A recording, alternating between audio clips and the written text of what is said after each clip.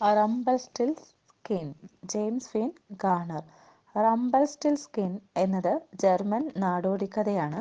അതിൽ ഒരു modern twist വരുത്തിയാണ് ഈ കഥ എഴുതിയിട്ടുള്ളത്.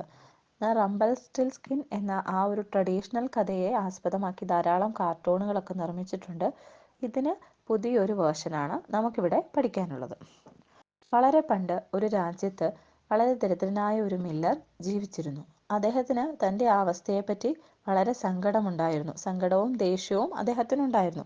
എങ്ങനെയെങ്കിലും വളരെ റിച്ച് ആവണം, വളരെ ധനികനാവണം എന്നൊരു ചിന്ത എപ്പോഴും അദ്ദേഹത്തിനുണ്ടായിരുന്നു. അദ്ദേഹത്തിന് ഒരു മകളുണ്ടായിരുന്നു. മകളുടെ പേരായിരുന്നു എസ്മറാൾഡ. തൻ്റെ ദാരിദ്ര്യാവസ്ഥ മാറുന്നതിന് വേണ്ടിയിട്ട് മകളെ ഏതെങ്കിലും ഒരു ധനികനായ ആളെ കൊണ്ട് കല്യാണം കഴിപ്പിച്ചാൽ അത് മാറുമല്ലോ എന്ന് അദ്ദേഹം വിചാരിച്ചിരുന്നു. അദ്ദേഹം പതുക്കെ ഒരു കഥ മെനഞ്ഞുണ്ടാക്കി. അതായത് തൻ്റെ മകൾക്ക് സാധാരണ വൈക്കോലിനെ സ്വർണമാക്കി മാറ്റാൻ കഴിയും എന്ന് അദ്ദേഹം ഒരു കഥ പ്രചരിപ്പിച്ചു. അത് വളരെ പെട്ടെന്ന് തന്നെ ആ രാജ്യത്ത് മുഴുവൻ പടർന്നു പിടിച്ചു. അവിടുത്തെ രാജാവ് വളരെ അത്യാഗ്രഹിയായ ഒരു മനുഷ്യനായിരുന്നു. അദ്ദേഹം എസ്മറാൾഡയെ മെയ് ഡേ ഫെസ്റ്റിവലിന് തൻ്റെ കൊട്ടാരത്തിലേക്ക് ക്ഷണിക്കുകയും അവൾ അവിടെ എത്തിയപ്പോൾ അവളെ ഒരു തടവറയിലാക്കുകയും ചെയ്തു. എന്നിട്ട് ധാരാളം വൈക്കോലുകൾ കൊടുത്തിട്ട് അവളോട് അത് പെട്ടെന്ന് സ്വർണമാക്കി മാറ്റാൻ പറഞ്ഞു. ഭയന്നുപോയ അവൾ ആ തടവറയിൽ കിടന്ന് കരയാനായിട്ട് ആരംഭിച്ചു. തനിക്ക് ഒന്നും ചെയ്യാൻ കഴിയില്ല എന്ന് എസ്മറാൾഡയ്ക്ക് അറിയാമായിരുന്നു. അച്ഛൻ വെറുതെ പറഞ്ഞതാണ്. അവൾ കരഞ്ഞുകൊണ്ടിരുന്നപ്പോൾ വളരെ ചെറിയ ഒരു കുള്ളനായിട്ടുള്ള ഒരാൾ അവിടെ പ്രത്യക്ഷപ്പെട്ടു. അയാൾ എന്തിനാണ് കരയുന്നത് എന്ന് എസ്മറാൾഡയോട് ചോദിക്കുകയുണ്ടായി. അപ്പോൾ എസ്മറാൾഡ പറഞ്ഞു, രാജാവ് എന്നോട് ഈ വൈക്കോലുകൾ മുഴുവൻ സ്വർണമാക്കി മാറ്റാൻ ആവശ്യപ്പെട്ടു. പക്ഷെ എനിക്ക് അതിനുള്ള കഴിവില്ല, അതുകൊണ്ടാണ് ഞാൻ കരയുന്നതെന്ന് അവൾ മറുപടി പറഞ്ഞു. അപ്പോൾ ആ കുള്ളൻ പറഞ്ഞു, നീ നിന്റെ തലയുടെ ഇടതുവശം കൊണ്ട് ധാരാളം ചിന്തിക്കുന്നു. അതിൻ്റെ ആവശ്യമില്ല. നിനക്ക് വേണ്ടി ഞാൻ ആ കാര്യം നടത്തിത്തരാം. പകരം അത് പൂർത്തിയായി കഴിയുമ്പോൾ ഞാൻ ആവശ്യപ്പെടുന്നത് എന്തോ അത് നീ എനിക്ക് പകരം നൽകണം. മറ്റൊരു പോംവഴിയുമില്ലാതെ എസ്മറാൾഡ ആ കുള്ളൻ പറഞ്ഞത് അനുസരിച്ചു. ആ ഒരു എഗ്രിമെൻ്റ് അവൾ സമ്മതിച്ചു. അങ്ങനെ അവർ രാജാവ് നൽകിയ ആ മുഴുവൻ കച്ചിയുമായിട്ട്, ആ വൈക്കോലുമായിട്ട് അവർ അടുത്തുള്ള ഫാർമേഴ്സിൻ്റെ ഒരു കോപ്പറേറ്റീവ് ഫാം ഉണ്ടായിരുന്നു, അവിടേക്ക് പോയി. അവിടെ ചെന്ന് അവരുടെ വീടിൻ്റെ മേൽക്കൂര അവർ ഈ വൈക്കോല് കൊണ്ട് മൂടി. അങ്ങനെ ഉണങ്ങിയ ഒരു വീട്ടിൽ കിടന്ന് അവിടുത്തെ കർഷകർ വളരെയധികം ആരോഗ്യമുള്ളവരും വളരെ പ്രൊഡക്റ്റീവായി മാറുകയും ചെയ്തു. അങ്ങനെ അവരുടെ ആ ഒരു കാർഷിക രീതികളൊക്കെ വളരെ അഭിവൃദ്ധി പ്രാപിക്കുകയും അവർക്ക് നല്ല വിളവെടുപ്പ് ലഭിക്കുകയും ചെയ്തു. അവിടുത്തെ കുട്ടികൾ സ്ഥിരമായി സ്കൂളിൽ പോകാൻ തുടങ്ങി. അവർക്കും നല്ല ആരോഗ്യം ലഭിച്ചു. അവർ പതുക്കെ പതുക്കെ വളരെ സ്ട്രോങ്ങും ടോളുമായിട്ട് വളർന്നു. അതുപോലെ ആ രാജ്യത്തെ ഒരു മോഡൽ ഡെമോക്രസി വളർന്നു.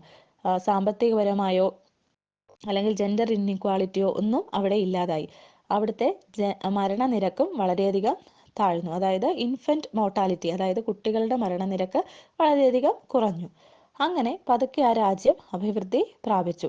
അപ്പോൾ ദേഷ്യം വന്ന ആ ജനങ്ങൾ അത്യാഗ്രഹിയായ രാജാവിനെ കുത്തി കൊലപ്പെടുത്തി.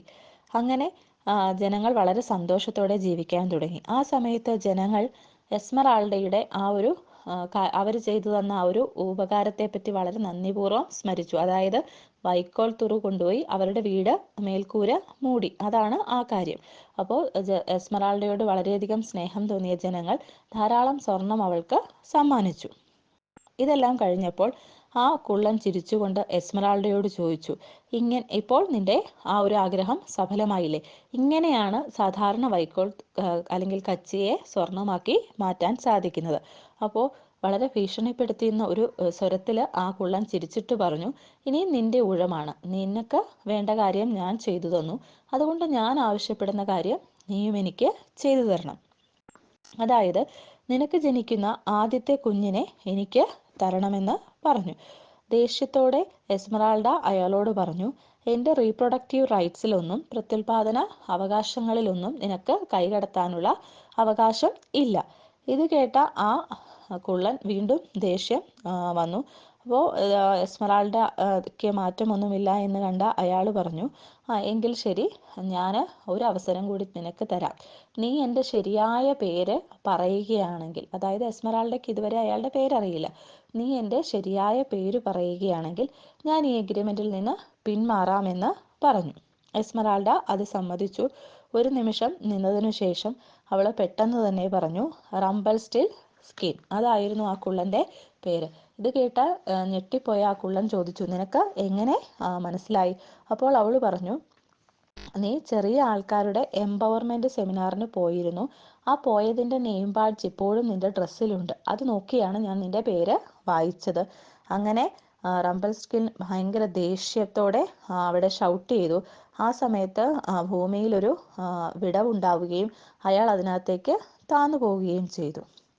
തനിക്ക് കിട്ടിയ സ്വർണമെല്ലാമായിട്ട് എസ്മറാൾഡ കാലിഫോർണിയയിലേക്ക് പോവുകയും അവിടെ ഒരു ബർത്ത് കൺട്രോൾ ക്ലിനിക്ക് ആരംഭിക്കുകയും ചെയ്തു.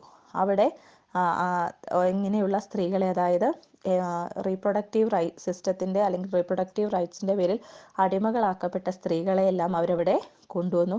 അങ്ങനെ അവരൊരു ബർത്ത് കൺട്രോൾ ക്ലിനിക്ക് ആരംഭിച്ച് ജീവിതകാലം മുഴുവൻ ഒരു സിംഗിൾ പേഴ്സണായിട്ട്, അതായത് കല്യാണം കഴിക്കാതെ അവർ ജീവിച്ചു.